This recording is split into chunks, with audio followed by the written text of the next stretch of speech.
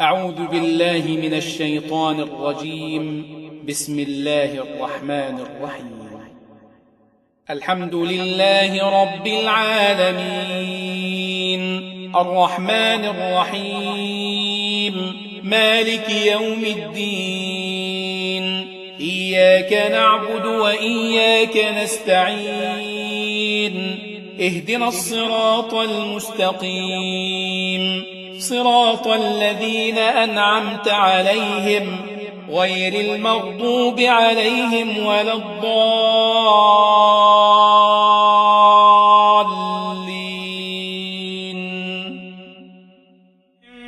ثم بعثنا من بعده رسلا إلى قومهم فجاءوهم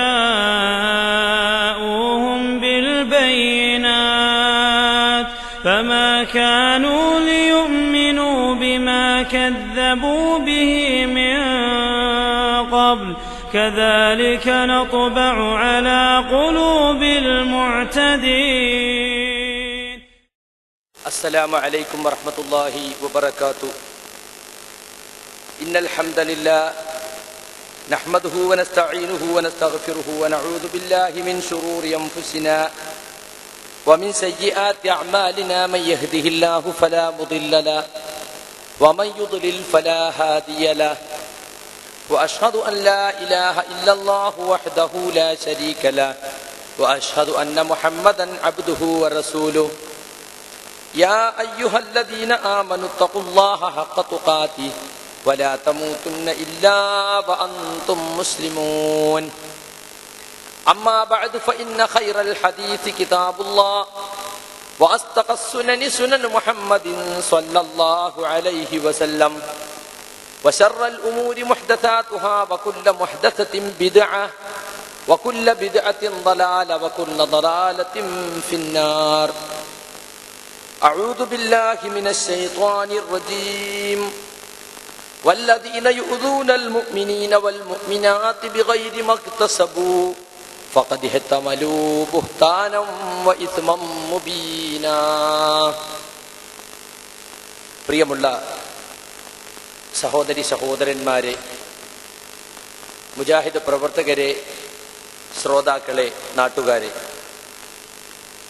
പരമകാരുണികനും കരുണാനിധിയുമായ ഈ പ്രപഞ്ചത്തെ യാഗമാനം താളക്രമം തെറ്റാതെ നിയന്ത്രിച്ചു കൊണ്ടിരിക്കുന്ന നമ്മുടെ സൃഷ്ടാവും സംരക്ഷകനുമായ അല്ലാഹു സുബ്ഹാനഹു വ തആലയെ ജീവിതത്തിന്റെ എല്ലാ മണ്ഡലങ്ങളിലും സൂക്ഷിച്ചുകൊണ്ട് അവന്റെ നിയമനിർദ്ദേശങ്ങൾ ഓരോന്നും കഴിവിൻപടി ജീവിതത്തിൽ പാലിച്ചുകൊണ്ട് തഖ്വ കൈവിടാതെ ജീവിക്കാൻ, അവസാന നിമിഷം വരെ പരിശുദ്ധ ദീനുൽ ഇസ്ലാമിൽ ഉറച്ചു നിൽക്കാൻ ഈ പറയുന്ന ഞാനും കേൾക്കുന്ന നിങ്ങൾ ഓരോരുത്തരും ആത്മാർത്ഥമായി പരിശ്രമിക്കണമെന്നാണ് ആമുഖമായി ഓർമ്മപ്പെടുത്തുവാനുള്ളത്. സ്വാഗത പ്രസംഗത്തിൽ കേട്ടതുപോലെ സന്തോഷത്തോടും ആഹ്ലാദത്തോടും കൂടിയുള്ള ഒരൊത്തുചേരലല്ല മുജാഹിദ് പ്രവർത്തകരെ സംബന്ധിച്ചിടത്തോളം ഇത്. മറിച്ച് ഒരുപാട് ആശങ്കകളും ആകാംക്ഷകളും മനസ്സിൽ സൂക്ഷിച്ചുകൊണ്ടാണ് പലരും ഇവിടെ വന്നിട്ടുള്ളത്. വരാതെ വരണമെന്നാഗ്രഹിച്ച് പലവിധ തടസ്സങ്ങളും കുപ്രചരണങ്ങളും കാരണം വരാതിരുന്നവർക്കും, സ്വന്തം വീടുകളിൽ ഇരുന്നും ലോകത്തിന്റെ നാനാഭാഗത്തിരുന്നും ബൈലക്സിലൂടെ വീക്ഷിക്കുന്ന മുജാഹിദ് സുഹൃത്തുക്കൾക്കും അങ്ങനെ തന്നെയാണ്. ഈ പരിപാടിയുടെ സംഘാടകർ മുജാഹിദ് പ്രവർത്തകരാണ്. അവരാണ് എന്നെ ക്ഷണിച്ചത്. വാസ്തവത്തിൽ ഇങ്ങനെ ഒരു പരിപാടി സംഘടിപ്പിക്കാൻ ഈ സംഘാടകരും ഇതിൽ സംസാരിക്കുന്ന ഞാനും നിർബന്ധിതരായതാണ്.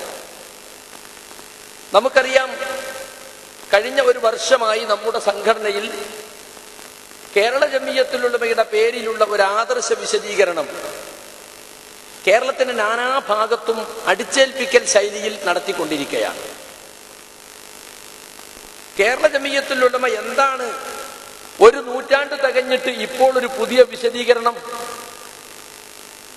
ജിന്നും ശൈത്താനും സിഹ്റും ആളുകളെ പഠിപ്പിക്കുക.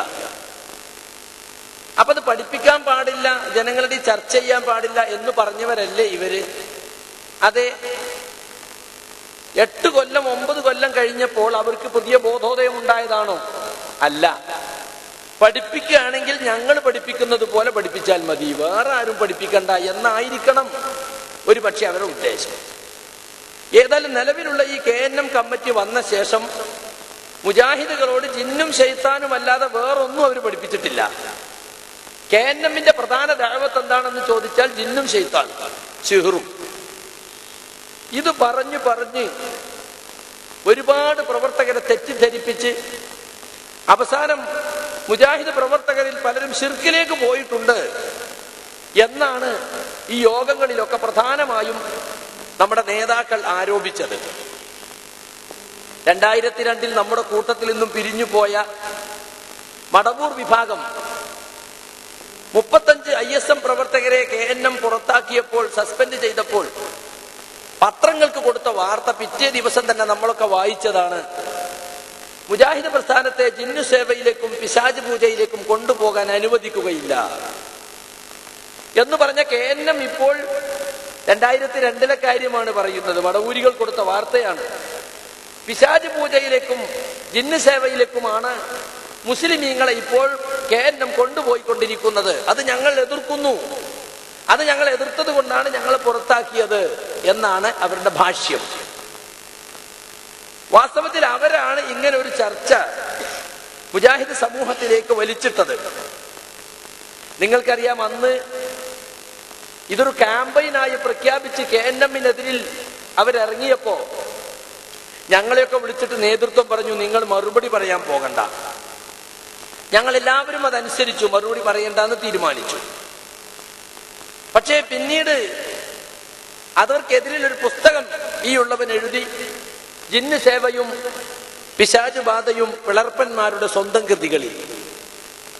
AP അബ്ദുൽ ഖാദർ മൗലവി ബഹുമാനായ നമ്മുടെ ജനറൽ സെക്രട്ടറി പരിശോധിച്ച്, ISM സെക്രട്ടറി CP സലീം പരിശോധിച്ച്, അങ്ങനെയാണ് ആ പുസ്തകം നമ്മുടെ സംഘടനാ ചാനൽ ഉപയോഗിച്ച് എല്ലാ സ്ഥലത്തും നമ്മൾ വിതരണം ചെയ്തത്. സംഘടനയിൽ നിന്ന് ഭിന്നിച്ചു പോയ നിങ്ങൾ പിടിച്ചുവെച്ച ശബാബും നിങ്ങൾ സ്വതന്ത്രമായി നടത്തുന്ന യുവതയും തന്നെയാണ് ഈ വിഷയങ്ങൾ പലപ്പോഴും കേരളത്തിലേക്ക് എത്തിച്ചിട്ടുള്ളത് എന്നാണ് ആ പുസ്തകത്തിലെ പ്രമേയം. അതോടെ മടവൂരികൾ ആ പുസ്തകത്തിന് മറുപടി എഴുതാതെ പിൻവാങ്ങുകയും ഇത് ഇവർ അനാവശ്യമായി കുത്തിപ്പൊക്കുന്നൊരു ചർച്ചയാണ് എന്ന് പൊതുവെ അഭിപ്രായമുണ്ടാവുകയും ചെയ്തു. പക്ഷെ മടവൂരികൾ അടങ്ങി നിന്നില്ല. KNM എന്തൊരു പരിപാടി പ്രഖ്യാപിച്ചാലും അതിന് ബദലായി ജിന്നു ശൈത്താൻ. എന്ത് പേരിട്ട് ക്യാമ്പയിൻ നടത്തിയാലും ചെന്ന് അവസാനിക്കുന്നത് ജിന്നിലായി. അങ്ങനെ കോഴിക്കോട് സാൽവേഷനോടനുബന്ധിച്ച് അവർ ഒരുപാട് പ്രസംഗങ്ങൾ കേരളത്തിന്റെ നാനാഭാഗത്തും നടത്തുകയും സാൽവേഷൻ കൊണ്ട് മുജാഹിദ് പ്രസ്ഥാനത്തിന് ഉണ്ടായിട്ടുള്ള സ്വീകാര്യതയും ജനങ്ങൾക്കിടയിലുള്ള മതിപ്പും ഇല്ലാതാക്കി വലിയ ഖുറാഫാത്ത് പ്രചരിപ്പിക്കുന്ന ഒരു സംഘമാണ് മുജാഹിദ് സംഘം എന്ന് വരുത്തി തീർക്കാൻ അവർ ശ്രമിക്കുകയും ചെയ്തു. അങ്ങനെയാണ് ആ സാൽവേഷൻ കഴിഞ്ഞു തിരിച്ചു പോകുന്ന ആളുകൾക്ക് വായിക്കാൻ വേണ്ടിയുള്ളവർ ഒരു ചെറിയ പുസ്തകം രചിച്ചു. ജിന്നും സിഹ്റും മടവൂരികളുടെ ദുഷ്പ്രചരണവും. 5 രൂപക്ക് കിട്ടുന്ന, ഇപ്പോഴും നമ്മുടെയൊക്കെ വീടുകളിൽ സൂക്ഷിച്ചിട്ടുണ്ടാകും ആ പുസ്തകം. അവർ നമുക്കെതിരെ ഉന്നയിച്ച ചോദ്യങ്ങൾക്കുള്ള വ്യക്തമായ മറുപടി ശബാബും അതുപോലെ യുവതാ പുസ്തകങ്ങളും ഒക്കെ എടുത്ത് ഉദ്ധരിച്ചുകൊണ്ട് നമ്മൾ കൊടുക്കുകയുണ്ടായി. അങ്ങനെ സാൽവേഷൻ കഴിഞ്ഞതിനു ശേഷം ഈ വിഷയത്തിൽ നമ്മൾ മറുപടി പറയാതിരിക്കുന്നത് നമുക്ക് തന്നെ ദോഷം ചെയ്യും, പൊതുസമൂഹം നമ്മെ തെറ്റിദ്ധരിക്കും എന്ന് മനസ്സിലാക്കുകയും വിലയിരുത്തുകയും അവർക്കെതിരെ മറുപടിയുമായി ഇറങ്ങാൻ നമ്മൾ തീരുമാനിക്കുകയും ചെയ്യും. അന്ന് അതിൽ നമ്മളൊരു പോളിസി സ്വീകരിച്ചിരുന്നു. അതായത് മടവൂരികളെ സംബന്ധിച്ചിടത്തോളം അവർ ഉയർത്തിവിട്ട ഈ ആരോപണം വാസ്തവത്തിൽ അവർക്ക് ഹദീസുകളോടുള്ള വിമുഖത കൊണ്ടുണ്ടായതാണ്. അല്ലാതെ അവർ അന്ധവിശ്വാസവും യഥാർത്ഥ വിശ്വാസവും വേർതിരിക്കാൻ വന്നവരല്ല. അവർക്ക് ഹദീസ് നിഷേധ മനസ്ഥിതിയുണ്ട്. അതുകൊണ്ട് പല ഹദീസുകളും അവർക്ക് ദഹിക്കുന്നില്ല. അതാണ് പ്രശ്നം. അതുകൊണ്ട് ഹദീസ് നിഷേധം ഉയർത്തിക്കാട്ടി അവർക്ക് മറുപടി പറയാൻ തീരുമാനിച്ചു. അങ്ങനെ നമ്മളൊക്കെ മറുപടി പറയാൻ വേണ്ടി ഇറങ്ങുകയും എല്ലാവരും ആ രംഗത്ത് ഒറ്റക്കെട്ടായി അതിൽ മുനക്കൊള്ളുകയും ചെയ്തു. 2006 ആയപ്പോഴേക്ക് സെൻസിംഗിൽ അബ്ദുസലാം സ്വല്ലമിയുടെ അഭിമുഖം വന്നു. മൗലവി വിഭാഗം മുശ്രിക്കുകൾ എന്ന് പറഞ്ഞാൽ KNM ശിർക്കിലാണ്. ഞാനിത് പറയുന്നത് എന്തിനാന്ന് ചോദിച്ചാൽ, ഇപ്പോൾ എനിക്കെതിരിൽ KNM നേതാക്കൾ ഉന്നയിക്കുന്ന ആക്ഷേപം വർഷങ്ങൾക്ക് മുമ്പ് ഈ പ്രസ്ഥാനത്തിൽ ഒന്നിച്ച് മടവൂരികൾ ഉന്നയിച്ച ആക്ഷേപമാണ്. അന്ന് നമ്മൾ ഒരുമിച്ച് മറുപടി കൊടുത്ത വിഷയമാണ്. ഇപ്പോൾ ഞാൻ മാത്രം മറുപടി കൊടുക്കാൻ നിർബന്ധിതനായിരിക്കുന്നത്. ഇന്നും ആ സെൻസിങ് നിങ്ങൾക്ക് വാങ്ങാൻ കിട്ടും. മൗലവി വിഭാഗം മുശ്രിക്ക് നമ്മളെ ആളുകളൊക്കെ ഫോട്ടോസ്റ്റാറ്റ് എടുത്ത് വെച്ചിട്ടുണ്ട്. സിഹിർ ഫലിക്കുമെന്ന് വിശ്വസിച്ചാൽ അത് ശിർക്കൻ വിശ്വാസമാണ്. കാരണം മറഞ്ഞ മാർഗത്തിലൂടെ ഉപദ്രവിക്കാൻ അല്ലാഹ്ക്ക് മാത്രമേ സാധിക്കുള്ളൂ. അതൊരു ജ്യോത്സ്യനോ ഒരു മന്ത്രവാദിക്കോ സാധിക്കുമെന്നാണ് സിഹിർ ഫലിക്കും എന്നതിലൂടെ വന്നു ചേരുന്നത്. അതുകൊണ്ട് ആ വിശ്വാസം ശിർക്കാണ്. സലാം സുല്ലമിയുടെ വാദമാണത്. അതുപോലെ തന്നെ അദ്ദേഹം എഴുതി വിട്ടു, പിശാച് ജ്യോത്സ്യനെ സഹായിക്കും അല്ലെങ്കിൽ മന്ത്രവാദിയെ സഹായിക്കും എന്നൊക്കെ വിശ്വസിച്ചാൽ ആ വിശ്വാസം ശിർക്കാണ്. കാരണം അങ്ങനെ അള്ളാഹു പിശാചിനെ നിശ്ചയിച്ചിട്ടില്ല. അഭൗതികമായ മാർഗത്തിലൂടെയുള്ള സഹായം മനുഷ്യർക്ക് കിട്ടും എന്ന് വിശ്വസിച്ചാൽ, അള്ളാഹുവിൽ നിന്ന് അത് കിട്ടുമെന്ന് വിശ്വസിച്ചാൽ തൗഹീദ് പൊളിഞ്ഞു എന്നാണ്. ഇത് ഖുബൂരികൾ ഏറ്റെടുത്തു. 2002 തന്നെ തൗഹീദിന്റെ യാഥാർത്ഥ്യം എന്ന പേരിൽ അമ്പലക്കടവ് ഫൈസി ചന്ദ്രികയിൽ മുജാഹിദുകളുടെ തൗഹീദ് പൊളിഞ്ഞു, ജിന്നും സിഹറും വന്നതോടെ അവരെ തൗഹീദിന്റെ നിർവചനം പാളീസായി എന്ന് വാദിച്ചുകൊണ്ട് ലേഖനം എഴുതിയപ്പോ ഈ ഉള്ളവനാണെന്ന് ചന്ദ്രികയിൽ അതിന് മറുപടി എഴുതിയത്.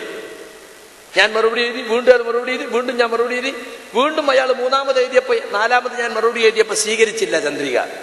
അന്ന് ഇസ്ലാഹ് മാസികയിൽ ചന്ദ്രിക പ്രസിദ്ധീകരിക്കാൻ മടിച്ച ലേഖനം എന്ന പേരിൽ സുഹൃത്തുക്കളെ ഞാൻ അതിന് മറുപടി കൊടുക്കുകയുണ്ടായി. ഞാനിതൊക്കെ പറയുന്നത് 2011 വരെയും നമുക്കെതിരിൽ മടവൂരികൾ ഉന്നയിച്ചു പരാജയപ്പെട്ട ഒരു ആരോപണമാണ് ഇന്ന് എനിക്കും മറ്റു ചില മുജാഹിദ് പ്രവർത്തകർക്കും എതിരിൽ നമ്മുടെ നേതാക്കൾ തന്നെ ഇപ്പോൾ പ്രചരിപ്പിച്ചുകൊണ്ടിരിക്കുന്നത്. അതാണ് മുഖവുരയായി എനിക്ക് ഓർമ്മപ്പെടുത്തുവാനുള്ളത്. ഗുരുതരമായ ശിർക്കാരോപണമാണ് ഇപ്പോൾ ഇങ്ങനെ ഒരു മീറ്റിംഗ് സംഘടിപ്പിച്ച് കാര്യങ്ങളുടെ നിജസ്ഥിതി വ്യക്തമാക്കാൻ നമ്മൾ നിർബന്ധിതരായിരിക്കുന്നത്. ധാരാളം മുജാഹിദുകൾ തെറ്റിദ്ധരിച്ചിട്ടുണ്ട്. എന്നോട് പലരും ചോദിച്ചിട്ടില്ല, ഞാൻ പറയുന്നത് എന്താണെന്ന് അവർ കേട്ടിട്ടില്ല. തെറ്റിദ്ധരിച്ചിരിക്കാൻ എവിടെയൊക്കെയോ കേട്ട കട്ടുമുറിച്ച ക്ലിപ്പുകളും എന്തൊക്കെയോ കണ്ടം തുണ്ടമായ ചില വിവരങ്ങളും. ഇപ്പോൾ ചില ആളുകൾ പറയുന്നുണ്ടത്രേ, ജിന്നിനോട് പ്രാർത്ഥിക്കാം, സഹായം തേടാമെന്ന് സക്കരിയ സലാഹി പ്രസംഗിക്കുന്ന 21 ക്ലിപ്പുണ്ട്. 20 വിട്ടാൽ നിങ്ങൾ ഒന്നുകൊണ്ടിരിക്കും, ഒരൊറ്റൊന്ന്. എത്രയോ സ്ഥലങ്ങളിൽ ഇപ്പൊ ആദർശ വിശദീകരണം നടത്തി ഒരു ക്ലിപ്പെങ്കിലും ഇട്ടോ? ഇട്ടില്ല. ഇട്ട ക്ലിപ്പ് ഏതാ? എന്നെ പുറത്താക്കിയ ആഴ്ചകൾക്ക് ശേഷം ഞാൻ മഞ്ചേരിയിൽ നടത്തിയ പ്രസംഗത്തിൽ നിന്നും ഒരു ഉദാഹരണം പറഞ്ഞത് കട്ട് ചെയ്തു. തൃശ്ശൂരിൽ നടത്തിയ പ്രസംഗത്തിൽ പറഞ്ഞ വേറൊരു ഉദാഹരണം കട്ട് ചെയ്തു. എന്നിട്ട് അതാണ് എന്റെ ശിർക്കിലേക്ക് പോയി എന്ന എനിക്കെതിരെ ആരോപണത്തിന് തെളിവായി അവർ ഉന്നയിച്ചത്. തികച്ചും ബാലിശമായ ആദർശ പാപ്പരത്വം ശരിക്കും ആളുകൾക്ക് ബോധ്യപ്പെടുന്ന തരത്തിലുള്ള ആരോപണങ്ങളാണ് നമ്മുടെ ആളുകൾ ഇപ്പോൾ ഉന്നയിച്ചു കൊണ്ടിരിക്കുന്നത് എന്ന് പറയേണ്ടി വന്നതിൽ എനിക്ക് ഖേദമുണ്ട്. സുഹൃത്തുക്കളെ, ഇവിടെ വരേണ്ട പലരും ഇന്ന് വന്നിട്ടില്ല. കാരണം എന്താ? അവരെയൊക്കെ സംഘടനാപരമായി ജില്ലാ സെക്രട്ടറി മുതൽക്ക് ഇങ്ങോട്ട് വിളിച്ച് പറയാണ് പോകാൻ പാടില്ല. ഇന്ന് ഞാൻ വരുമ്പോൾ ജില്ലാ സെക്രട്ടറി നടത്തിയ ഒരു പ്രസംഗം, ബഹുമാനായ PP ഉണ്ണിയൻകുട്ടി മൗലവി, എനിക്ക് അദ്ദേഹവുമായി ദീർഘകാലത്തെ ബന്ധമുണ്ട്. ഞാൻ ഈ ജില്ലയിൽ MSMന്റെ ജില്ലാ സെക്രട്ടറിയായി, ജില്ലാ പ്രസിഡന്റായി, ISMന്റെ ജില്ലാ സെക്രട്ടറി, ജില്ലാ പ്രസിഡന്റായി പ്രവർത്തിച്ച ആളാണ്. അദ്ദേഹത്തിന്റെ പല നയങ്ങളോടും നിലപാടുകളോടും എനിക്ക് വിയോജിപ്പുണ്ടെങ്കിൽ തന്നെയും സംഘടനാപരമായ കാര്യങ്ങൾ അദ്ദേഹത്തോട് സഹകരിച്ചും സഹായിച്ചും തന്നെയാണ് അന്നൊക്കെയും പ്രവർത്തിച്ചിട്ടുള്ളത് എന്ന് അദ്ദേഹത്തിനും അറിയാം, ഈ പാലക്കാട് ജില്ലയിലെ മുജാഹിദ് പ്രവർത്തകർക്കും അറിയാം. അദ്ദേഹം ഇങ്ങനെ ആയിപ്പോയതിൽ വാസ്തവത്തിൽ എനിക്ക് സങ്കടമുണ്ട്. കാരണം ആളുകളെ വിളിച്ചുകൂട്ടി അദ്ദേഹം പലതും പ്രചരിപ്പിക്കുകയാണ്. ആദ്യം രഹസ്യമായി, പിന്നെ പരസ്യമായി അദ്ദേഹം. അപ്പൊ അതിന്റെ ഒരു ഭാഗത്ത് അദ്ദേഹം പറയുന്നുണ്ട്, സക്കരിയ സലാഹിയുടെ പ്രസംഗം കേൾക്കാൻ പോകരുത് എന്ന് പറയുമ്പോൾ ചില ആളുകൾ ചോദിക്കുന്നു, എല്ലാം കേൾക്കണം എന്നല്ലേ നമ്മൾ പറഞ്ഞിട്ടുള്ളത്? എന്നിട്ട് മൂപ്പര് പറയാണ്, അത് രണ്ടും രണ്ടാണ്. എന്താ രണ്ട്? ഇദ്ദേഹം സംഘടനയുടെ ഭദ്രതക്കെതിരിൽ അച്ചടക്കത്തിനെതിരിൽ പ്രവർത്തിച്ചിട്ട് പുറത്താക്കിയ ആളാണ്. മറ്റുള്ളത് സാധാരണ സംഗതി പോലെ അല്ല ഇത്. നിങ്ങൾ നോക്കൂ, ആരാ ഇപ്പൊ ഖുറാഫിയായത്? ഞാൻ ഖുറാഫിയായി എന്നല്ല പറയുന്നത്. പ്രസംഗം കേൾക്കാൻ പോകാൻ പാടില്ല എന്ന് യോഗം കൂടി പ്രഖ്യാപിക്കുക, ഫോൺ ചെയ്ത് പറയുക, മെസ്സേജ് അയക്കുക. എന്തിന്? സക്കരിയ സലാഹിയുടെ പ്രസംഗം കേൾക്കാൻ പാടില്ല. നമ്മുടെ ഈ സംഘടനയെ വെല്ലുവിളിച്ചുകൊണ്ടും അവഹേളിച്ചുകൊണ്ടും സംഘടനയ്ക്കെതിരെ കള്ളക്കേസുകൾ കൊടുത്തുകൊണ്ടും സംഘടനയുടെ ധാരാളം സ്ഥാപനങ്ങൾ അന്യായമായി പിടിച്ചു വെച്ചുകൊണ്ടും പുറത്തുപോയ മടവൂർ വിഭാഗം, അവരുടെ പ്രസംഗം കേൾക്കാൻ പോകാൻ പാടില്ല എന്ന് നമ്മൾ ഇങ്ങനെ ഒരു നിർദ്ദേശം കൊടുത്തിരുന്നോ? സർക്കുലർ ഇറക്കിയിരുന്നോ? ഇല്ല. മഞ്ചേരി പരിപാടി കഴിഞ്ഞിട്ട് ഞാൻ തൃശ്ശൂരിലെത്തിയപ്പോഴേക്കും ഇവിടുന്ന് അവിടുത്തെ ആളുകൾ പറയാണ്, പള്ളികളിൽ നോട്ടീസ് ഒട്ടിച്ചിട്ടുണ്ട്, ഇവിടെ ഒരാളില്ലാത്ത യോഗം നടക്കുന്നുണ്ട്, അത് നമ്മുടെ സംഘടനയുമായി ബന്ധപ്പെട്ടതല്ല, അതുകൊണ്ട് ഈ സംഘടനയുടെ അനുഭാവികളൊന്നും അതിൽ പങ്കെടുക്കാൻ പാടില്ല എന്ന് പറഞ്ഞുകൊണ്ടുള്ള ഒരു നോട്ടീസ് KNMന്റെ പ്രസിഡന്റും സെക്രട്ടറിയും എഴുതി പള്ളിയിൽ ഒട്ടിച്ചിരിക്കുന്നു. ക്രിസ്ത്യാനികൾക്കിടയിലുണ്ട് ഇടയലേഖനം. ചിലപ്പോൾ ചില പ്രത്യേക കാര്യങ്ങളൊക്കെ അച്ഛൻ പറഞ്ഞിട്ട് അച്ഛന്റെ നാവിലൂടെ ഇടവകയിലെ കുഞ്ഞാടുകളെ ബോധിപ്പിച്ച് അത് നടപ്പിലാക്കുന്നൊരു രീതി. അച്ഛൻ പറഞ്ഞാൽ പിന്നെ ക്രിസ്ത്യാനികൾക്ക് തിരുവായ്ക്ക് എതിർവായില്ല, അതങ്ങനെ മുഴുകിക്കൊള്ളുന്ന. ഇടവകയിൽ ഒരു കുഞ്ഞാടും ചോദിക്കാൻ പാടില്ല എന്നാണ്. ആ രീതിയിൽ ഇടയലേഖനം ഇറക്കുന്ന അവസ്ഥ വരെ നമ്മുടെ പ്രസ്ഥാനത്തിൽ ഉണ്ടായി എന്ന് പറഞ്ഞാൽ എന്തുമാത്രം അതപ്പതിച്ചു എന്ന് ആലോചിച്ച് നോക്കൂ. നമ്മുടെ ഈ പരിപാടിയുടെ പോസ്റ്റർ കീറുന്നു. ആര് കീറുന്നു? സുന്നികളും ജമാഅത്തുകാരുമല്ല, സാക്ഷാൽ KNMന്റെ ആളുകൾ കീറുന്നു. ഇന്നലെ അലനല്ലൂർ പള്ളിയുടെ മുമ്പിൽ റോട്ടിൽ വെച്ചിട്ട് നോട്ടീസ് കൊടുത്തിട്ട് അതിനെതിരെ വമ്പിച്ച ബഹളം. അവിടെ SKSF നോട്ടീസ് കൊടുക്കാറുണ്ട്, NDF കൊടുക്കാറുണ്ട്, പല വിഭാഗം ആളുകളും കൊടുക്കാറുണ്ട്. ഓരോ കടക്കാരവരെ ഉദ്ഘാടനവും പരസ്യവും ഒക്കെ നോട്ടീസ് കൊടുക്കാറുണ്ട്. അതൊന്നും പ്രശ്നമല്ല. സക്കരിയ സലാഹിയുടെ പരിപാടിയുടെ നോട്ടീസ് കൊടുത്തപ്പോൾ അത് വമ്പിച്ച പ്രശ്നമായി. പരിപാടി കേൾക്കാൻ പോകരുതെന്ന് മാത്രല്ല, ഈ ജില്ലയിലെ ഒരു കാര്യപ്പെട്ട ആള് പറഞ്ഞത്, അത് കേൾക്കാൻ പോയാൽ കേട്ട് കാഫിറായി മരിച്ചു പോകുന്നു. ഇന്നാ ലില്ലാഹി വ ഇന്നാ ഇലൈഹി റാജിഊൻ. എത്രമാത്രം നമ്മുടെ പ്രവർത്തകർ അതപ്പതിച്ചു. ജില്ലാ സെക്രട്ടറിയുടെ പ്രവർത്തനം എവിടെ എത്തി എന്ന് നിങ്ങൾ മനസ്സിലാക്കാൻ വേണ്ടിയാണ് സുഹൃത്തുക്കളെ ഞാനിത് പറഞ്ഞത്. കണ്ണൂർ ജില്ലയിൽ ഈ കോക്കസിന്റെ കാര്യമായ കേന്ദ്രമാണ്. അവര് ഇങ്ങനെ നമ്മുടെ വിശദീകരണ പരിപാടി വെച്ചപ്പോ അതിന് മുമ്പിൽ ക്യാമറയുമായിട്ടൊരു പോയത്തക്കാരനെ കൊണ്ട് നിർത്തി. എന്നിട്ടോ കയറുന്നവരൊക്കെ ഫോട്ടോ എടുക്കുക. അപ്പൊ പിന്നെ ആളുകൾക്ക് അതൊരു ഹരായി. എടുക്കടാ ഫോട്ടോ. ആളുകൾ ഇങ്ങനെ മുമ്പിൽ ചെന്ന് എടുക്കടാ എന്റെ ഫോട്ടോ എടുക്കുക. ഇവര് ഫോട്ടോ എടുത്ത് കൊണ്ടുപോയാൽ വല്ല ക്രിമിനൽ കുറ്റവാളിയായിട്ട് ജയിലിലേക്ക് കൊണ്ടുപോകുന്നുള്ള മാതിരി. സംഘടന എന്ന് പറഞ്ഞാൽ ആളുകളെ വ്യക്തി ജീവിതത്തിലും വ്യക്തി സ്വാതന്ത്ര്യത്തിലും വരെ കൈകടത്തി ജനങ്ങളെ വ്യക്തി ജീവിതം വരെ ചുഴിഞ്ഞു നോക്കുകയും നിയന്ത്രിക്കുകയും ചെയ്യുന്ന തരം താഴ്ന്ന ശൈലിയിലേക്ക് മുജാഹിദ് പ്രസ്ഥാനത്തെ കൊണ്ടുപോകാനുള്ള വളരെ ജുഗുപ്സവമായ പരിഹാസ്യമായ ശൈലിയിലേക്ക് നമ്മുടെ ആളുകൾ അധപ്പതിച്ചു കൊണ്ടിരിക്കുകയാണ്. ഒരു മണ്ഡലം KNM സെക്രട്ടറി വന്നിട്ട് പറഞ്ഞു, എടുക്കടാ ഫോട്ടോ, നീ എന്താ തൂക്കി കൊല്ലൂടാ എന്ന് ചോദിച്ചു. അപ്പൊ പിന്നെ മഗ്‌രിബായപ്പോ പിന്നെ ക്യാമറയിൽ കൊള്ളാതെ ആളിങ്ങനെ വന്നിട്ട് ഉടനെ ക്യാമറയിൽ കൊണ്ട് അവൻ മുങ്ങണ്ടി വന്നു. അതാണ് കണ്ണൂരിലുണ്ടായ ഒരനുഭവം. ഇത് മാത്രല്ല, ഇപ്പൊ ഇന്നലെ കിട്ടിയ വിവരം, ഷാഫി സലാഹി ചെങ്ങലീരി എഴുതിയിട്ടുള്ള ഖുറാഫികൾക്കെതിരുള്ള ധാരാളം ലഘുലേഖകളും ബുക്കുകളും നമ്മുടെ ആളുകൾക്ക് ധാരാളമായി പ്രചരിപ്പിക്കുന്ന പ്രാർത്ഥന അള്ളാഹുവോട് മാത്രം 1,10,000 കോപ്പിയാണ് അത് പ്രസിദ്ധീകരിച്ചത്. നമ്മൾ KNMന്റെ ചരിത്രത്തിൽ ഒരു പുസ്തകം അത്ര ഉണ്ടാവില്ല. അവർ ആരോട് പ്രാർത്ഥിച്ചു. അപ്പൊ ശരിക്ക് സാധാരണ നമുക്ക് ഖുറാഫികൾക്കിടയിൽ ദഅവത്ത് നടത്താനുള്ള നല്ല അസറ്റുകളാണ് കൊച്ചു കൊച്ചു പുസ്തകങ്ങൾ. ആ പുസ്തകങ്ങൾ വരെ CD ടവറിൽ നിന്നും ഇന്നലെ മാറ്റിച്ചു. പക്ഷെ അദ്രഹ്മാൻ 20ന്റെ ബുക്ക് പുള്ളോടെ ബുക്കുന്നുണ്ടാവും.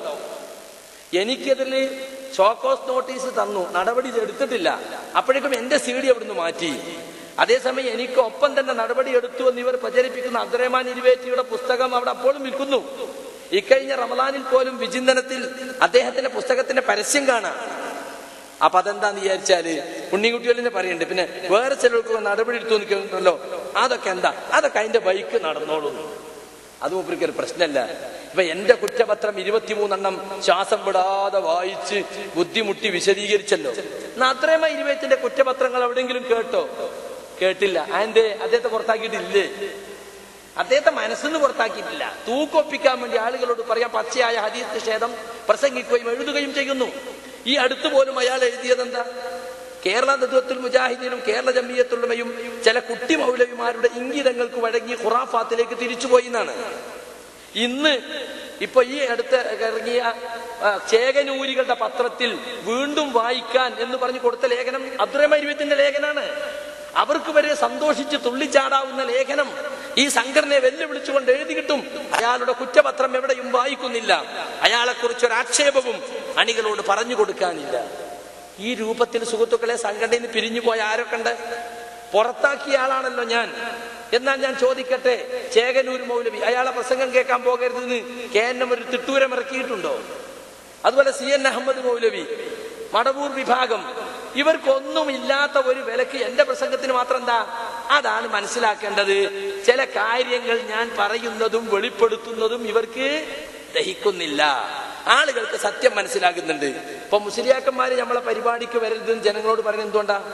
നമ്മുടെ പ്രസംഗം കേട്ടാൽ നമ്മളെ കുറിച്ചുള്ള തെറ്റിദ്ധാരണ നീങ്ങും. അവര് ഖബർ സിയാറത്തിനെതിരാണ്. പ്രസംഗം കേട്ട ആളുകൾ പറയും ഇവര് ഖബർ സിയാറത്തിനെതിരല്ലല്ലോ, ഖബർ ആരാധനയല്ലേ ഇവർ എതിർക്കണുള്ളൂ എന്ന് മനസ്സിലാകും. ഇവർ ശഫാഅത്തിനെ തള്ളിപ്പറയുന്നവരാണ്. പരലോകത്ത് റസൂലുള്ള ഉമ്മത്തിന് വേണ്ടി ചെയ്യുന്ന ശഫാഅത്ത് ഹദീസ് കൊണ്ട് തെളിഞ്ഞതല്ലേ, അതിനെ നിഷേധിക്കുന്ന കൂട്ടരാണ്. പ്രസംഗം കേട്ടു നോക്കുമ്പോൾ റസൂലുള്ളാഹിന്റെ ശഫാഅത്ത് ഉണ്ട് എന്നാണ് പറഞ്ഞ്. ശഫാഅത്തിനൊരു നിഷേധിക്കുന്നില്ലല്ലോ. റബീഉൽ അവ്വൽ മാസം കടന്നാൽ അവർ പറയും പുണ്യ റസൂലിനോട് പിരിശമില്ലാത്ത കൂട്ടരാണിവര്. റസൂലുള്ളാഹിനോട് മഹബത്തില്ലാത്തോ മുസ്ലിമാകോ? മഹബത്ത് വേണ്ടാന്നാണ് ഈ കൂട്ടര് പറയുന്നത്. നമ്മളെ പ്രസംഗം കേട്ടാ മനസ്സിലാകും മഹബത്ത് വേണ്ടാന്ന് പറയണില്ല, ജന്മദിനാഘോഷമല്ലാന്നേ പറഞ്ഞിട്ടുള്ളൂ. അപ്പൊ ഇങ്ങനെ മുസ്ലിയാക്കന്മാര് കെട്ടിപ്പൊക്കുന്ന നമുക്കെതിരുള്ള ആരോപണങ്ങളുടെ പുകമറകൾ അത് നീങ്ങിപ്പോകും. ആളുകൾ സത്യം മനസ്സിലാക്കും. അതുകൊണ്ടാണ് പോകരുത് എന്ന് പറയുന്നത്. അത് തന്നെ ഇപ്പൊ KNM ഇവര് 1.5 കൊല്ലമായി ഏകപക്ഷീയമായി നടത്തിക്കൊണ്ടിരിക്കുന്ന വിശദീകരണങ്ങളിലൂടെ തെറ്റിദ്ധരിക്കപ്പെട്ട ആളുകൾക്ക് നമ്മുടെ ഒരൊറ്റ പരിപാടി കൊണ്ട് തന്നെ ആളുകൾക്ക് എന്ത് ചെയ്യുന്നുണ്ട്? കാര്യങ്ങൾ വേണ്ടതുപോലെ മനസ്സിലാകുന്നുണ്ട്. അതുകൊണ്ടാണ് പോകരുത് കേൾക്കരുത് എന്ന് പറഞ്ഞ് നിർത്തേണ്ടി വന്നത്. ഇത് KNM-ന്റെ ഗതികേടാണ്. ഇത്രമാത്രം അവർ തരം താഴേണ്ടി വന്നത് ആദർശവും ഹക്കും കയ്യിലില്ലാത്തത് കൊണ്ടാണ് എന്ന് ഈ സന്ദർഭത്തിൽ ഞാൻ ഓർമ്മപ്പെടുത്തുകയാണ്.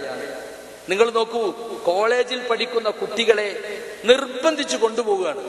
ഇപ്പൊ പുളിക്കൽ പരിപാടി നടക്കുമ്പോൾ എടവണ്ണ ജാമ്യന്ന് കുട്ടികളെ ബസ്സിൽ കൊണ്ടുപോവാണ്, മഞ്ചേരി പരിപാടിക്ക് ബസ്സിൽ കൊണ്ടുപോവാണ്, പൂനൂര് പരിപാടിക്ക് ബസ്സിൽ കൊണ്ടുപോവാണ്. അതേ സമയത്ത് പുളിക്കൽ ഞാൻ പ്രസംഗിച്ചപ്പോ തൊട്ടടുത്ത മദീനത്തുൽ അറബി കോളേജിലെ കുട്ടികള് എന്റെ പ്രസംഗം കേൾക്കാൻ വന്നതിന്റെ പേരിൽ അവർക്ക് ഫൈന് 50 റുപ്യ ഫൈന്, അല്ലെങ്കിൽ അവിടെയുള്ള പാത്രം മുഴുവൻ കഴുകുക. എന്താ? സക്കരിയ സലാഹിയുടെ പ്രസംഗം കേൾക്കാൻ പോയി. അതേസമയം അവരെ ഈ കോക്കസ് നടത്തിയ പരിപാടിന്റെ അന്ന് അവിടുത്തെ വാർഡൻ കുട്ടികളെ മീറ്റിംഗ് വിളിച്ചിട്ട് പറയാണ് നമ്മളെല്ലാം കേൾക്കണം, എല്ലാം പഠിക്കണം, 2 ഭാഗവും കേൾക്കണം, അതുകൊണ്ട് ഇന്നത്തെ പരിപാടികൾ എല്ലാവരും പോണം. അത് കഴിഞ്ഞിട്ട് എന്റെ പരിപാടി. അപ്പൊ നേരെ പ്ലേറ്റ് മാറ്റി. ഇപ്പൊ കഴിഞ്ഞ ആഴ്ച എടവണ്ണയിൽ ഞാൻ പ്രസംഗിച്ചപ്പോ ജാമിയ നദിയിലെ 2 കുട്ടികൾ പോന്നിട്ട് അവർക്ക് ഭക്ഷണം ഇപ്പൊ പുറത്താ ഹോട്ടലിൽ നിന്ന് കഴിക്കുക, ഹോസ്റ്റലിലെ ഭക്ഷണം മുടക്കി സക്കരിയ സലാഹിന്റെ പ്രസംഗം കേൾക്കാൻ പോയി. നാണക്കേട് എന്നല്ലാതെ എന്തു പറയാനാ സുഹൃത്തുക്കളെ? ഈ രൂപത്തിൽ ഇവര് അധപ്പതിച്ചു പോയത് എന്തുകൊണ്ടാണ്? കൊല്ലം ജില്ലയിൽ ഒരു പ്രവർത്തകന് ഷോക്കോസ് നോട്ടീസ് കൊടുത്തിട്ടുണ്ട്. പല ഇസ്ലാഹി സെന്ററുകളും ഷോക്കോസ് നോട്ടീസ്. KJU അവിടെയൊക്കെ വിശദീകരിച്ചു. അവിടെയൊക്കെ മുജാഹിദുകൾ 2ആയി. ഇവിടെ ഉണ്ണിക്കുട്ടി മൗലവി പറഞ്ഞു ഇവിടെ അങ്ങനെ കാര്യമായ വിശദീകരണം വേണ്ട, ഞങ്ങൾ തന്നെ കൈകാര്യം ചെയ്തോളാന്ന് മൂപ്പര് പറഞ്ഞത്രേ. കാരണം എന്താ? ഇവിടെ 2ആകുന്ന ഉറപ്പാ. അല്ലെങ്കിലേ ഇവിടെ എടുക്കാനും പുതക്കാനും ഇവിടെ പ്രശ്നങ്ങൾ ഉണ്ട് പാലക്കാട് ജില്ലയിൽ. അപ്പൊ അതുകൂടി വേണ്ട, ജമിയത്ത് വന്നിട്ട് പുതിയ പ്രശ്നം ഉണ്ടാക്കണ്ടെന്ന് വിചാരിച്ചിട്ട് മൂപ്പര് ഒഴിവാക്കിയതാ. പക്ഷെ എന്താ സംഭവിച്ചത്? ഇപ്പൊ ഉണ്ണിക്കുട്ടി മൗലവി തന്നെ ഇവിടെ വിശദീകരിച്ച് കൊളമാക്കി. സുഹൃത്തുക്കളെ, എന്നെ കുറിച്ച് ശിർക്കാരോപണം നടത്തി എന്റെ മയ്യത്ത് നിസ്കരിക്കാൻ പറ്റുമോ എന്ന് മുജാഹിദുകൾ സംശയിക്കുന്ന അവസ്ഥയെത്തി. കാരണം മുശ്രിക്കിന് മയ്യത്ത് കരിക്കാൻ പറ്റുമല്ലോ, പൊറുക്കല്ല തേടാൻ പാടില്ലല്ലോ. ഇങ്ങനത്തെ ഒരു അവസ്ഥ വന്നു. സംഘടനാ സംവിധാനങ്ങൾ ഉപയോഗിച്ചും പത്രങ്ങളിലൂടെയും യോഗങ്ങളിലൂടെയും ആളുകൾ ഭീമമായ തെറ്റിദ്ധാരണയിൽ അകപ്പെട്ടപ്പോഴാണ് നിജസ്ഥിതി വിവരിക്കണം എന്നെനിക്ക് തോന്നിയത്. അതിനാണ് ഇവിടുത്തെ പ്രവർത്തകർ സൗകര്യമൊരുക്കിയത്. ഈ കഴിഞ്ഞ പൂനൂരിലെ മീറ്റിംഗിൽ വെച്ച് പോലും നമ്മുടെ പ്രസിഡന്റ് TP അബ്ദുള്ള കോയ മദനി പറഞ്ഞത് എന്താണെന്നറിയോ? സക്കരിയ സലാഹി വിശദീകരണത്തിന് ഇറങ്ങിയത് കൊണ്ടാണ് ഞങ്ങൾ വിശദീകരിക്കാൻ നിർബന്ധിതമായത്. വാസ്തവ വിരുദ്ധമാണ് ആ പ്രസ്താവന. കാരണം എല്ലാവർക്കും അറിയുന്നതാണ്, ഞാൻ ആദ്യം വിശദീകരണം തുടങ്ങിയത് സെപ്റ്റംബർ 8-നാണ്. എന്നെ പുറത്താക്കിയതോ ആഗസ്റ്റ് 22-നാണ്. ആഗസ്റ്റ് 22-ന് എന്നെ പുറത്താക്കി. അതിനുശേഷം ഒരുപാട് കാര്യങ്ങൾ അവർ നടത്തി. 1 വർഷമായി ഒളിഞ്ഞും തെളിഞ്ഞും എനിക്കെതിൽ ശിർക്ക് ആരോപണം നടത്തിയ ആളുകൾ നോക്ക് നിങ്ങൾ. കഴിഞ്ഞ 6 മാസമായി ഞാൻ പുറത്താ. ഖുത്ബയല്ലാതെ മറ്റൊന്നും അനുവദിച്ചില്ല. സംഘടനയുടെയോ പോഷകഘടകങ്ങളുടെയോ പരിപാടിയിൽ പങ്കെടുക്കാൻ പാടില്ല. എന്താ ഞാൻ ചെയ്ത കുറ്റം? പുളിക്കൽ ലൈറ്റ് എക്സിബിഷൻ പരിപാടിയിൽ 42 മിനിറ്റ് പ്രസംഗിച്ചപ്പോൾ ഒരു 10 മിനിറ്റ് റുഖിയ ശർഈയെ സംബന്ധിച്ച് സംസാരിച്ചു. അത് അബ്ദുറഹ്മാൻ സലഫി അവിടെ സ്റ്റേജിലുണ്ടായിരുന്നു. മൂപ്പർക്ക് യോജിപ്പില്ലാത്ത വിഷയമാണ്. PN അബ്ദുൽ ലത്തീഫ് മദനിയാണ് അധ്യക്ഷൻ. അദ്ദേഹം എന്നോട് പറഞ്ഞിരുന്നു, വിവാദമുള്ള കാര്യങ്ങളൊന്നും പറയരുത്. ഞാനൊന്നും പറഞ്ഞു, വിവാദങ്ങൾ ലോക സലഫി സമൂഹത്തിൽ യാതൊരു വിവാദവും ഇല്ലാത്ത കാര്യം പറഞ്ഞു. പക്ഷെ അബ്ദുറഹ്മാൻ സലഫിക്ക് അത് വിവാദമായി തോന്നി. അദ്ദേഹം അവിടെ വെച്ച് അലറി സംസാരിച്ചു. എനിക്ക് മറുപടി പറയാൻ വേണ്ടി ശ്രമിച്ചു. പക്ഷേ യോഗം കഴിഞ്ഞ് 15 ദിവസം കഴിഞ്ഞിട്ട് ഞാൻ ഖത്തറിലേക്ക് പോകുന്നത് ഒരു പ്രശ്നമല്ല. അത് കുത്തിപ്പൊക്കി വിഷയമാക്കി സക്കരിയ സലാഹി ജമിയത്തുൽ ഉലമക്കെതിരിൽ പ്രസംഗിച്ചു, സക്കരിയ സലാഹി ജിന്നുകളോട് പ്രാർത്ഥിക്കാമെന്ന് പ്രസംഗിച്ചു എന്നൊക്കെയാണ്. നമ്മുടെ ആളുകൾ പണ്ടത്തെ പോലെ അല്ല. പണ്ടൊക്കെ ഒരു ആരോപണം കേട്ടാൽ തെളിവുതാന്ന് പറയും. ഇപ്പൊ ഇത് പറയുന്ന സ്വഭാവമല്ല. ഇന്ന് രാവിലെ തച്ചമ്പാറയിലുള്ള ഒരു പ്രവർത്തകനെ ഞാൻ വിളിച്ചു. പഴയകാല പ്രവർത്തകനാണ്. അല്ല മാഷെ, നിങ്ങൾ ഇന്നത്തെ പരിപാടിക്ക് വരുന്നില്ലേ? എന്ത് പരിപാടി? ഇവർ ചോദിച്ചു. അപ്പൊ ഇങ്ങനെ വിശദീകരണ യോഗം ഉണ്ട്, എന്നെ കുറിച്ച് ഇങ്ങനെ ശിർക്കാരോപണം മറ്റൊക്കെ നടത്തിയിരിക്കുകയാണല്ലോ, ഞാൻ അങ്ങനെ പ്രസംഗിച്ചത് നിങ്ങൾ കേട്ടിട്ടുണ്ടോ? ആ കേട്ടിട്ടുണ്ട്. എവിടുന്ന് കേട്ടു? ഞാൻ ക്ലിപ്പ് കേട്ടിട്ടുണ്ട്. ക്ലിപ്പ്, മടവൂരികൾ ഉണ്ടാക്കിയ ക്ലിപ്പ്, അതാ എനിക്കതിന്റെ തെളിവ്. അതേ ഒന്നും കേട്ടിട്ടില്ല. അത് അപ്പോ വിജനമായ സ്ഥലത്ത് വെച്ച് ഹാദറായ ജിന്നിനോട് പ്രാർത്ഥിക്കാൻ സഹായം തേടാന്നൊക്കെ സക്കരിയക്ക് വാദമുണ്ടോ? വാദമില്ലേ? ഞാൻ പറഞ്ഞു, ഞാനങ്ങനെ പറഞ്ഞു നിങ്ങൾ കേട്ടുണോ? എനിക്കില്ലാത്ത വാദം എന്റെ പേരിൽ ആരോപിച്ച് എനിക്കെതിൽ കുപ്രചരണം നടത്തുകയാണ് വാസ്തവത്തിൽ ചെയ്തുകൊണ്ടിരിക്കുന്നത്. അത് വിശ്വസിക്കുകയാണ് പല ആളുകളും. പണ്ടൊക്കെ ആണെങ്കിൽ മുജാഹിദ് പ്രവർത്തകർ തെളിവ് ചോദിക്കും, ഉണ്ടെങ്കിലേ സ്വീകരിക്കുള്ളൂ. വയനാട്ടിലുള്ള ഒരു സംസ്ഥാന എക്സിക്യൂട്ടീവ് മെമ്പർ, എന്റെ വാപ്പയുമായിട്ട് ഞാനായിട്ടൊക്കെ വളരെ ബന്ധമുള്ള ആളാണ്. അയാള് കടവത്തൂരിൽ ഞാനിപ്പോൾ താമസിക്കുന്ന സ്ഥലത്ത് റമളാനിൽ ക്ലാസ്സിന് വന്നപ്പോൾ ഞാൻ പഴയ ലോക്യം വെച്ച് സംസാരിച്ചാൽ എന്തെങ്കിലുമൊക്കെ വിഷയം കണ്ടാവും. റമളാനല്ലേ, ഞാൻ വേഗം ഒഴിഞ്ഞു പോകും. അപ്പൊ നിനക്കവിടെ എന്താ മിണ്ടാതെ പോണ്? ഞാൻ സംസാരിച്ചു. അങ്ങനെ കുറച്ചു നേരം സംസാരിച്ചപ്പോ അദ്ദേഹം പറയാണ്, അപ്പൊ ജിന്നുകളോട് സഹായം തേടാന്നൊരു വാദം നിനക്കില്ല അല്ലേ? ഞാൻ എന്നാ ഇതുവരെ വിചാരിച്ച് നിനക്ക് അങ്ങനെ വാദം ഉണ്ട് എന്നാണ്. ഈ രൂപത്തിലുള്ള കള്ളപ്രചരണാണ്. അദ്ദേഹം സംസ്ഥാന എക്സിക്യൂട്ടീവിലുള്ള ആള് തെറ്റിദ്ധരിച്ചിരിക്കുകയാണ് ഞാൻ അങ്ങനെ വാദമുള്ള ആളാണെന്ന്. അപ്പൊ ഞാൻ ചോദിച്ചു, നിങ്ങൾ എന്റെ ഒരുപാട് പ്രസംഗം കേട്ടിട്ടില്ല? കേട്ടിട്ടുണ്ട്.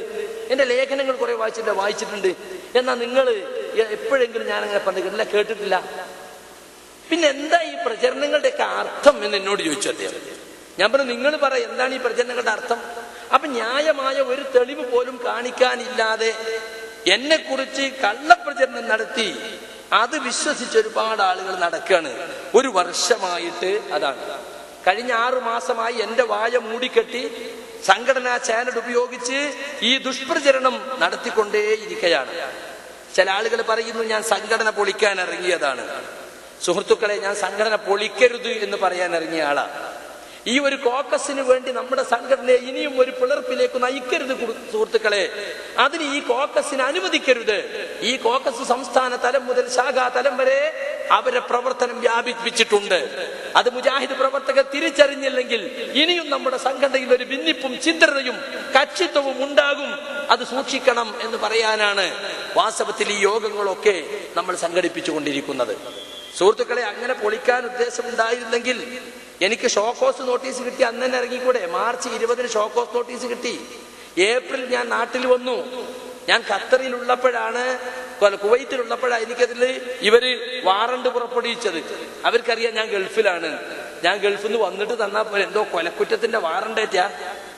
സൗദി ടവറിൽ നിന്ന് ഒരാളെ കൂലിക്കാരനെ വിട്ടിരിക്കുക എന്റെ വീട്ടിലേക്ക് വാറണ്ട് കൊണ്ടേ കൊടുക്കാൻ.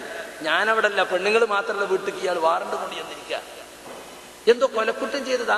പ്രസംഗത്തിൽ അബദ്ധം വന്നു. ഇരിക്കട്ടെ, ഞാൻ തിരിച്ചു വന്നിട്ട് സക്കരിയ, നിന്റെ പ്രസംഗത്തിൽ ഇന്ന അബദ്ധമുണ്ട്, ആ അബദ്ധം നീ തിരുത്തണം എന്ന് പറഞ്ഞിട്ട് ഞാൻ തിരുത്തിയില്ലെങ്കിലല്ലേ നടപടി എടുക്കുക? പ്രസംഗത്തിൽ അബദ്ധമുണ്ടെന്ന് പറഞ്ഞിട്ട് അവർ നടപടിയെടുത്ത് സർക്കുലർ കൊടുത്ത് നാട്ടുകാരൊക്കെ അറിയിച്ചു. പ്രഖ്യാപിത ആദർശങ്ങൾക്ക് വിരുദ്ധമായി, പ്രബോധന മര്യാദകൾക്ക് വിരുദ്ധമായി സക്കരിയ സലാഹി പുളിക്കൽ സംസാരിച്ചിട്ടുണ്ട്. ഇന്നും വ്യക്തമല്ല എന്താണ് എനിക്കെതിലുള്ള കുറ്റം. ഇവിടെ 1.5 മണിക്കൂർ നീണ്ടു നിൽക്കുന്ന കുറ്റപത്രം ഉണ്ണീൻകുട്ടിമോളുടെ ശറഹ് സഹിതം 3.25 മണിക്കൂർ വിശദീകരിച്ചല്ലോ. ഞാൻ ചോദിക്കട്ടെ, എന്താണ് സക്കരിയാന്റെ കുറ്റം? അതിൽ കിട്ടിയോ? ഒന്ന് വ്യക്തമായിട്ട് ആ കുറ്റപത്രം, ആദ്യം കുറ്റപത്രം കുറ്റവാളിക്കല്ലേ കൊടുക്കേണ്ടത്? എനിക്കിതുവരെയും കുറ്റപത്രം കിട്ടിയിട്ടില്ല. നാട്ടിലൊക്കെ ഇങ്ങനെ DTP എടുത്തിട്ട് ഇവർ വിശദീകരിച്ച് നടക്കുക.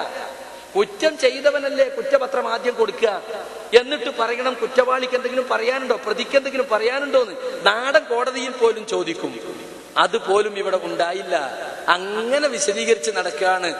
6 കൊല്ലമായി ഞാൻ ശിർക്കിലാണ്. എന്നെ ശിർക്കിൽ നിന്ന് തിരുത്താൻ 23 നടപടിക്രമങ്ങളും അവർ സ്വീകരിച്ചിട്ടുണ്ടു. ഈ 23 പാളൊക്കെ കയ്യിലുള്ളത്. 23 കുറ്റം ചെയ്തു എന്നാ ചില നാടന്മാര് പറയണത്. 23 അവസരം കൊടുത്ത ആൾക്ക് തിരുത്താൻ, എന്നിട്ടും ആൾ മടങ്ങിയില്ല. വേറെ ചില 23 വട്ടം താക്കീത് ചെയ്തു, എന്നിട്ടും ശരിയായില്ല. ഈ ഒരു 23ന്റെ കണക്കാ. ഇതെല്ലാം സുഹൃത്തുക്കളെ ശുദ്ധ തട്ടിപ്പാണ്. 3 തവണ ഞാൻ ഇവരുമായി സംസാരിക്കാൻ ചെന്നപ്പോ ആ കുറ്റപത്രം എനിക്കൊന്ന് വായിച്ച് കേൾപ്പിച്ചു തന്നൂടെ? തന്നിട്ടുണ്ടോ? ഇല്ല. ഞാൻ ആ കുറ്റപത്രം കേൾക്കുന്നത് സംസ്ഥാന കൗൺസിലിൽ അബ്ദുറഹ്മാൻ സലഫി പ്രസംഗിച്ചു എന്നാണ്. ഞാൻ അവിടെ ഇല്ല. അതിൽ പങ്കെടുത്തൊരു സുഹൃത്ത് അത് മൊബൈലിൽ പകർത്തി എനിക്ക് തന്നപ്പോഴാണ് പടച്ചവനെ എന്നെ കുറിച്ചാണല്ലോ ഈ പറയണൊക്കെ എന്ന് ഞാൻ അറിയുന്നത്. എന്നിട്ട് ഞാൻ അത് കേട്ട് എഴുതിയെടുത്തിരിക്കുകയാണ്.